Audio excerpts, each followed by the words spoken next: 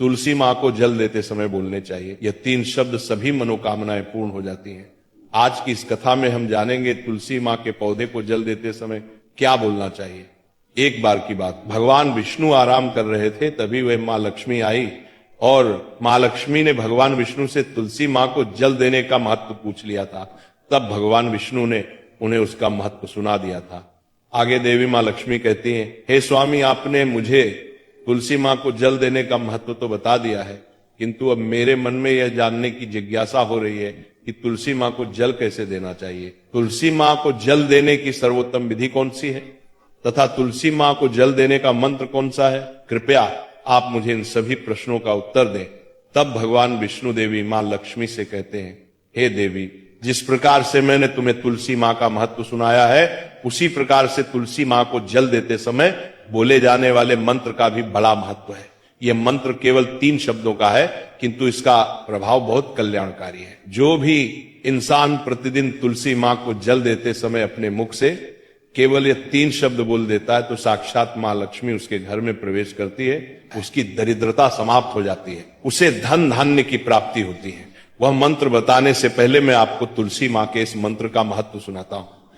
इस महत्व को सुन लेने मात्र से ही इंसान के समस्त पाप नष्ट हो जाते, उसे 1000 वर्षों तक तुलसी माँ को जल देने का पुण्य प्राप्त हो जाता है। इसीलिए देवी लक्ष्मी, आप इस कथा को ध्यान से पूरा जरूर सुने।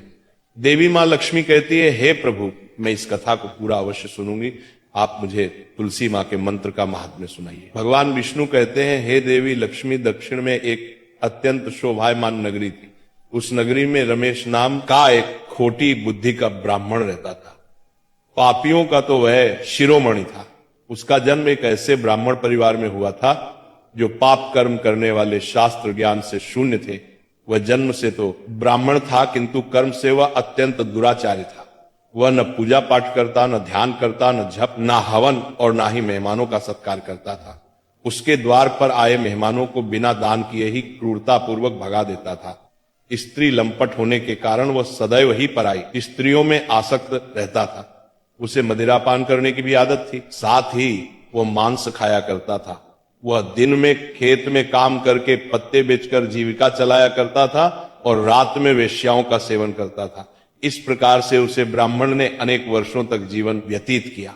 फिर एक दिन वो दुर्बुद्धि रमेश बेचने के लिए पत्ते इकट्ठा करने के लिए एक रस्सी की वाटिका में घूमने लगा और पत्ते तोड़ने लगा। तभी एक काल रूपधारी काले सर्प ने उसे ब्राह्मण को काट लिया और उसी समय पर उसकी मृत्यु हो गई।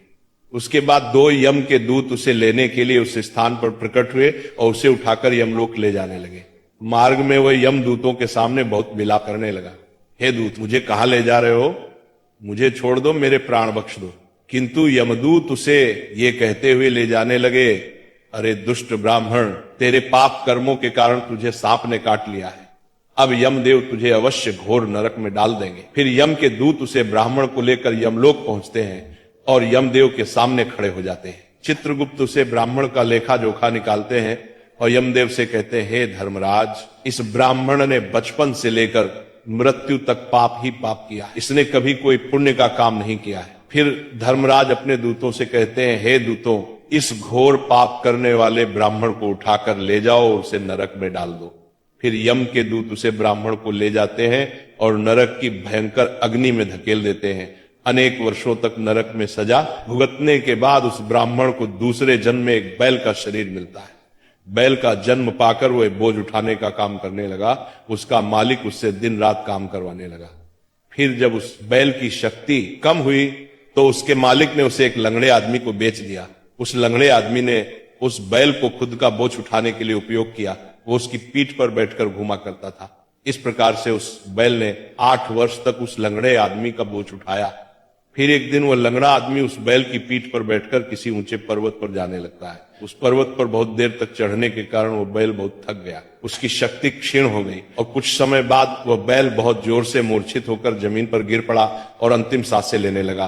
तभी वहां पर खड़े लोगों को उस बैल पर बड़ी दया आ गई और वे उसके मुख बात कर देखे मूर्छित होकर में पानी डालने लगे। फिर उन लोगों में एक पुण्यात्मा व्यक्ति था। उसने उस बैल का कल्याण करने के लिए अपना पुण्य उस बैल को दे दिया। उसे देखकर अन्य लोगों ने भी अपना अपना पुण्य याद करके कुछ पुण्य उस बैल को दे दिया ताकि उसे मुक्ति मिल सके। उसी भीड़ में एक वेश्या भी खड़ी हुई थी, सभी लोग अपना पुण्य उस बैल को दे रहे थे। यह देखकर उस वेश्या ने भी अपना पुण्य उस बैल को दे दिया।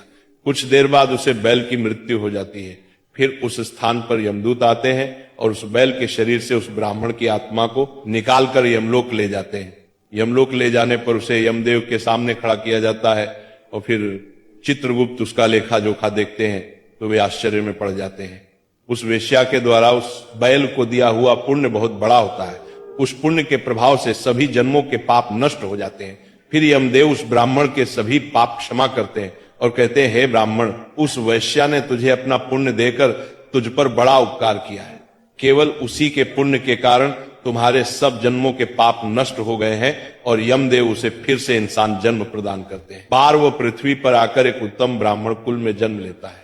उस महापुण्य के प्रभाव से उसे इस नए जन्म में अपने पूर्व जन्म की बातें याद आने लगती हैं। जब वो ब्राह्मण बड़ा हो जाता है तो उसे याद आता है कि पिछले जन्म में जब वो बैल था तब एक वेश्या ने उसे उसका पुण्य दे दिया था। इसीलिए उसके मन में उस वेश्या के बारे में जानने की इच्छा होती है और उसे महापुण्य के बारे में जानने के लिए उस वेश्या का पता लगाकर उसे ढूंढते हुए उसके नगर में चला जाता है। वह वेश्या बूढ़ी हो चुकी थी। फिर जब उसे वो वेश्या मिल जाती है तो वो उसके सामने जाकर उसे बार बार प्रणाम करता है और उस वेश्या का धन्यवाद करने लगता है। वह वेश्या कहने लगती है, हे ब्राह्मण श्रेष्ठ, आप कौन है और किस कारणवश आप मुझ में वेश्या को धन्यवाद दे रहे हैं? मैंने आपका कौन सा कार्य किया है जो आप मुझे नमस्कार कर रहे हैं?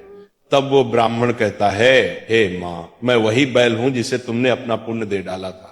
अपने पाप कर्मों के कारण मुझे पिछले जन्म में बैल होना पड़ा था। उस पर्वत पर जब मैं मर रहा था तो तुमने मुझे अपना पुण्य दिया था। तुम्हारे पुण्य के प्रभाव से ही आज मुझे फिर से इंसान जन्म मिला है। तुम्हारे द्वारा दिए गए उस पुण्य के कारण मुझे अपने पूर्व जन्म की सारी बातें याद है। किंतु हे माँ, मैं आज यहाँ पर ये जानने के लिए आया हूं कि तुमने मुझे उस समय पर अपना कौन सा पुण्य दिया था जिस कारण से मेरे सभी जन्मों के पाप नष्ट हो चुके हैं। मैं उस पुण्य के बारे में जानना चाहता है। तब वेश्या ने कहा, हे ब्राह्मण श्रेष्ठ, मैंने तो अपने जीवन में कोई पुण्य के काम नहीं किए हैं, किंतु मेरे घर में एक तोता है जो पिंजरे में रहकर हमेशा कुछ बोलता रहता है, जिसे सुनकर मेरा अंतकरण पवित्र हो गया है। उसी तोते के द्वारा बोले गए मंत्र का पुण्य मैंने तुम्हें दान में दिया था। फिर वह वैश्य और वह ब्राह्मण उस तोते के पास जाते हैं और उसे पूछने लगते हैं, हे शुक, तुम कौन सा मंत्र बोलते रहते हो जिससे हमारे जीवन का उद्धार हुआ है? यह मंत्र तुम्हें किसने सिखाया और इस मंत्र का क्या अर्थ होता है? तब उस तोते ने अपने पूर्व जन्म का वृतांत सुनाना आरंभ किया। वह तोता कहने लगा, हे ब्राह्मण श्रेष्ठ, पिछले जन्म में मैं एक ब्राह्मण था। मैं अपने ज्ञान के अहंकार में अंधा हो चुका था। मैंने कभी गुरुजनों का आदर नहीं किया, सदैव ही उनका अपमान किया। मुझे अपने ज्ञान पर इतना अधिक घमंड हो गया था कि जिस कारण से मेरा क्रोध बहुत अधिक बढ़ गया और मैं सभी से द्वेष करने लगा, अन्य मनुष्यों को तुच्छ समझने लगा, विद्वानों का भरी सभा में अपमान करने लगा। फिर कालांतर में मेरी मृत्यु हो गई और मुझे यमलोक ले जाया गया। पूज्य जनों और गुरुजनों का अपमान करने के कारण मुझे तोते के कुल में डाल गया और मेरा जन्म एक तोते के रूप में हो गया। मेरे पाप कर्मों के कारण छोटी अवस्था में ही मेरा अपने माता पिता से हो गया। फिर मैं पेड़ की डाल पर बैठकर रो रहा था तो उसी स्थान से कुछ मुनि जा रहे थे। उन्होंने मेरी दयनीय पुकार सुनी और मुझे लेकर अपने आश्रम में चले गए। वहां उस आश्रम पर उन्होंने मुझे एक सुंदर पिंजरे में रखा और मेरा अच्छी तरह से ख्याल रखा। वे मुझे प्रतिदिन भोजन दिया करते थे और पढ़ते थे। उस स्थान पर वे ऋषि मुनि, उनकी स्त्रियां और बालक सभी प्रतिदिन तुलसी के पौधे को जल देते थे और उसके सामने एक मंत्र का जप करते थे। उन्हीं के मुख बार बार उस मंत्र को सुनकर मैंने उसे रट लिया और तभी से मैं उससे पाठ करते थे। मंत्र को जान गया हूं और वही मंत्र मैं दिन रात बोलता हूं। उस मंत्र के प्रभाव से मेरी कभी मृत्यु नहीं हुई और मेरी आयु 100 वर्ष की हो गई और मैं इतने वर्षों तक जीवित रहा। इसी बीच एक रात को एक चोर उस स्थान पर आ गया और उसने मुझे वहां से चुरा लिया और फिर इस वेश्या ने मुझे उस चोर से खरीद लिया। इस वेश्या के घर पर आने के बाद भी मैं उस मंत्र को बोलता रहता था, जिसे सुनकर इस वेश्या का मन भी पवित्र हो गया और वेश्या का काम छोड़कर भगवान विष्णु की भक्ति करने लगी। उसी मंत्र के प्रभाव से मेरे पूर्व जन्मों के सभी पाप नष्ट हो गए और इसी मंत्र के प्रभाव से इस वेश्या का भी अंतःकरण पवित्र हो गया। हे ब्राह्मण देवता, इस मंत्र के पुण्य से आप भी पाप मुक्त हो गए हैं। इस प्रकार से तोते ने उस ब्राह्मण को और उस वेश्या को सारा वृतांत सुना दिया, जिसे सुनकर वह ब्राह्मण और वेश्या दोनों ही अत्यंत प्रसन्न हुए और फिर वे दोनों ही प्रतिदिन तुलसी मां को जल देकर उस मंत्र का जाप करने लगे। फिर वह वेश्या और वह ब्राह्मण तीनों उस मंत्र के प्रभाव से दिव्य विमान में बैठकर विष्णु लोक को चले गए। भगवान विष्णु कहते हैं, हे देवी मां लक्ष्मी, देखा आपने, केवल तुलसी मां के इस मंत्र के प्रभाव से उस तोते के, उस वेश्या के और उस ब्राह्मण के सभी पाप नष्ट हो गए। इसीलिए प्रत्येक इंसान को रोज तुलसी मां को जल देते समय इस एक मंत्र का उच्चारण अवश्य करना चाहिए। हे देवी, वह मंत्र इस प्रकार है, इसे तुम ध्यान से सुनो। ओम वृंदावनी स्वाहा, ओम वृंदावन स्वाहा।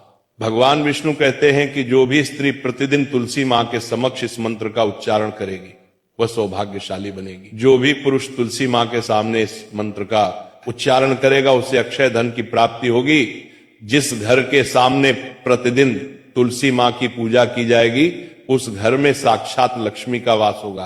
तुलसी मां का यह मंत्र राज कल्पतरु है, यह समस्त फलों को प्रदान करने वाला है। अतः जो भी तुलसी मां के सामने इस मंत्र का उच्चारण करेगा उसे संपूर्ण सिद्धियां प्राप्त होंगी। स्त्रियों को सदैव ही स्नान करके अपने बाल बांध कर मांग में सिंदूर भरकर प्रतिदिन तुलसी मां को जल देना चाहिए और इस मंत्र का उच्चारण करना चाहिए। रोज तुलसी मां के पौधे की परिक्रमा करनी चाहिए, इससे सभी दोष नष्ट हो जाते हैं। प्रतिदिन शाम के समय तुलसी मां के पास दीपक जलाना चाहिए और तुलसी मां के पास बैठकर भगवान विष्णु की आराधना करनी चाहिए। तुलसी मां के पास दीपक जलाने से इंसान को धन धान्य की प्राप्ति होती है। हजारों अमृत के घड़ों से नहलाने पर भी श्री हरि को उतनी तृप्ति नहीं होती जितनी वे मनुष्यों के द्वारा तुलसी मां का एक पत्ता चढ़ाने से प्राप्त करते हैं। 10,000 गाय के दान से मानव जो फल प्राप्त करता है वही फल तुलसी मां पत्र के दान से पा लेता है। जो मृत्यु के समय अपने मुख में तुलसी मां पत्र का जल पा जाता है वह संपूर्ण पापों से मुक्त होकर भगवान विष्णु के धाम जाता है। भगवान विष्णु कहते पूर्णिमा, अमावस्या, द्वादशी और सूर्य संक्रांति के दिन मध्याह्न काल रात्रि और अशौच के समय तेल लगाकर बिना स्नान किए अथवा बिना हाथ पैर धोए रात्रि के वस्त्र पहनकर तुलसी मां के पत्र तोड़ता है वह महापाप होता है। श्राद्ध, व्रत, दान, प्रतिष्ठा तथा देव पूजा के लिए तोड़े हुए तुलसी मां पत्र बासी होने पर भी 3 रात्रि तक पवित्र ही रहते हैं। तुलसी मां का एक एक पत्ता न तोड़कर पत्तियों के साथ अग्रभाग को तोड़ना चाहिए। तुलसी मां की मंजरी सब फूलों से बढ़कर मानी जाती है। मंजरी तोड़ते समय उसमें पत्तियों का रहना भी आवश्यक माना गया है। पूज्य भाव से पौधे को हिलाए बिना तुलसी मां के अग्रभाग को तोड़ना चाहिए, इससे पूजा का फल लाख गुना बढ़ जाता है। तुलसी मां के पत्तों को कभी नाखून से नहीं तोड़ना चाहिए, इससे पाप लगता है। रात्रि में तुलसी मां के पौधे को स्पर्श ना करें अथवा उसके पत्ते ना तोड़े, ऐसा करना अशुभ माना गया है। रात्रि में तुलसी मां का पौधा निद्रा अवस्था में होता है, ऐसे में पत्ते तोड़ने पर पाप ही लगता है। गुरुवार के दिन तुलसी मां के पौधे में थोड़ा सा कच्चा दूध अर्पित करें। दूध चढ़ाते समय ओम नमो भगवते वासुदेवाय नमः इस मंत्र का जाप अवश्य करना चाहिए। तुलसी मां के पौधे के पास शालिग्राम रखें और उस पर तिल चढ़ाएं।